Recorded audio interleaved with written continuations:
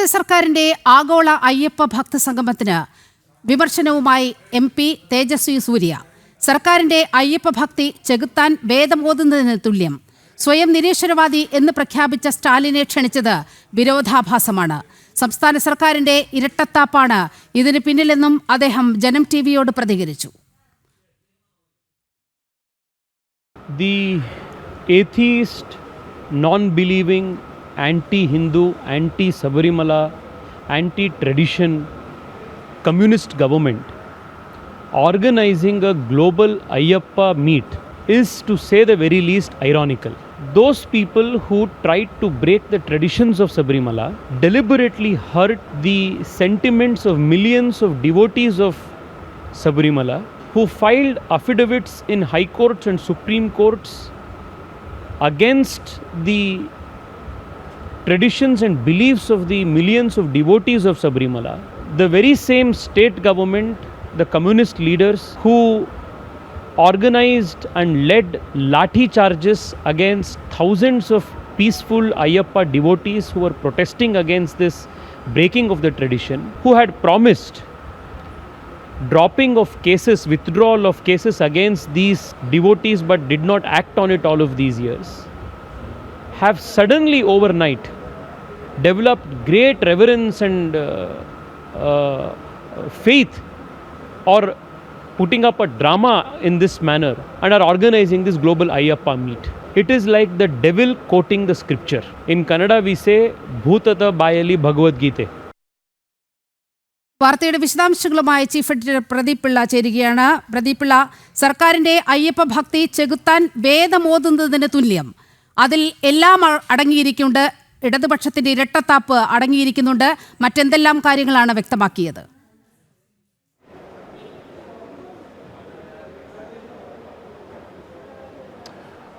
എന്താണോ ഇടതുപക്ഷ സർക്കാരും മുഖ്യമന്ത്രി പിണറായി വിജയനും CPM-ഉം ഉദ്ദേശിച്ചത് അത് പൂർണ്ണമായും തകർന്നു എന്നും ഫലം വിപരീതമാണെന്നും വ്യക്തമാക്കുന്നതായിരുന്നു തേജസ്വി സൂര്യ MP-യുടെ വാക്കുകൾ.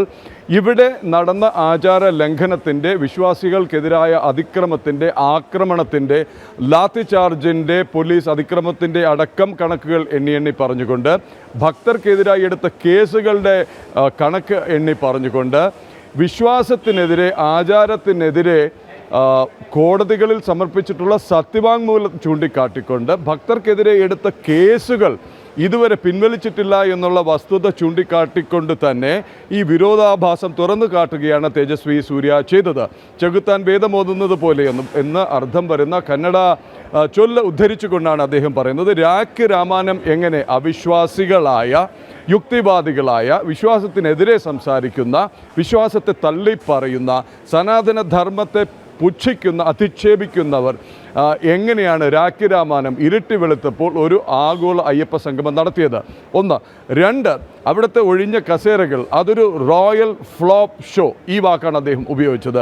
ആ തകർന്ന് തരിപ്പണമാകുന്ന കാഴ്ചയാണ് കണ്ടത്. ഈ വാർത്ത ലോകമെമ്പാടും എത്തി എന്നുള്ളതാണ് ഇതിൽ നിന്ന് നാം മനസ്സിലാക്കുന്നത്. ദേശീയ രാജ്യാന്തര മാധ്യമങ്ങളടക്കം ചൂണ്ടിക്കാട്ടുന്ന വാർത്തകളിലേക്കാണ് അദ്ദേഹം വിരൽ ചൂണ്ടിയത്. അപ്പോൾ എല്ലാം കൊണ്ടും ജനങ്ങളെ പറ്റിക്കാനുള്ള എല്ലാ അർത്ഥത്തിലും വിരോധാഭാസമാണ് കാണുന്നത്.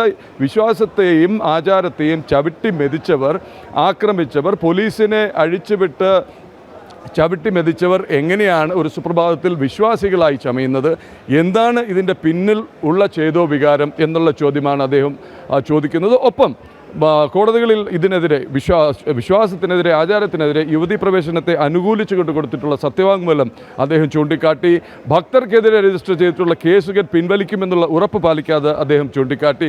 ഒപ്പം തന്നെ പ്രഖ്യാപിത അവിശ്വാസിയായ, സനാതനധർമ്മത്തെ പരസ്യമായി തള്ളിപ്പറയുന്ന അച്ഛനെയും മകനെയും, മുഖ്യമന്ത്രി സ്റ്റാലിനെയും മകൻ ദയാനിധി സ്റ്റാലിനെയും ക്ഷണിച്ചതിലൂടെ ഇതിൻ്റെ ഒരു ദുരുദ്ദേശം വ്യക്തമായി.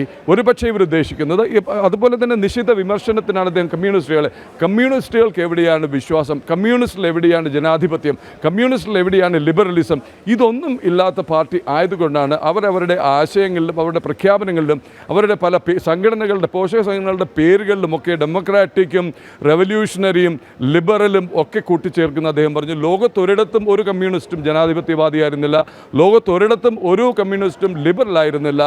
റഷ്യയിലെ സ്റ്റാലിനെയും ക്യൂബയിലെ ഫിഡൽ കാസ്ട്രോയും അടക്കം ചൂണ്ടിക്കാട്ടിക്കൊണ്ട് ലോകമെമ്പാടും കമ്മ്യൂണിസ്റ്റുകൾ എന്ന് പറഞ്ഞാൽ അഭിപ്രായ സ്വാതന്ത്ര്യത്തിന് പോലും വില കൽപ്പിക്കാത്തവരാണ് എന്നുള്ളത് ആവർത്തിച്ച് പറഞ്ഞുകൊണ്ടും ഇവിടെ അപ്രത്യക്ഷമായി കൊണ്ടിരിക്കുന്ന ഈ കമ്മ്യൂണിസ്റ്റുകൾ ഇത്തരം ശക്തികളോടൊപ്പം സനാതന വിരുദ്ധ ശക്തികളായ DMK-ക്കൊപ്പം കൈകോർത്തുകൊണ്ട് പുതിയ പൊളിറ്റിക്കൽ അജണ്ട സൃഷ്ടിക്കാനും തെരഞ്ഞെടുപ്പിൽ നേട്ടം കൊയ്യാനുമുള്ള ശ്രമമാണ്. ഇത് അമ്പേ പരാജയപ്പെട്ടുവെന്നും ഇത് ജനങ്ങൾ തിരിച്ചറിഞ്ഞുവെന്നും അതിൻ്റെ ഒന്നാമത്തെ ഉദാഹരണവും തെളിവുമാണ് ഈ കൊട്ടിഘോഷിച്ച് നടത്തിയ ആഗോള അയ്യപ്പ സംഗമത്തിൽ ഭക്തരാരും തിരിഞ്ഞു നോക്കാത്തത് എന്ന് അദ്ദേഹം വളരെ വ്യക്തമായി ആവർത്തിച്ച് പറഞ്ഞു. നീലിമ.